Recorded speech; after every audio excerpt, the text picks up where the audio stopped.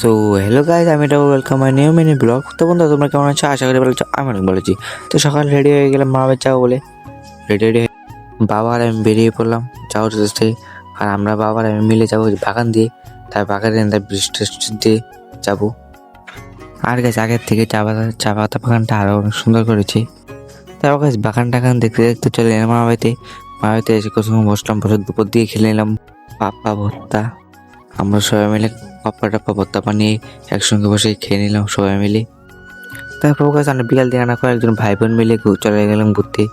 এখানে লালমাটি ফেলেছে, রাস্তা হবে নতুন বাইপাস, সেদিকে ঘুরতে গেলাম আর কয়েকজন ভাই বোন মিলে গিয়ে আমরা কতক্ষণ ঘুরলাম, দেখলাম রাস্তা দেখলাম অনেকক্ষণ দাঁড়িয়ে।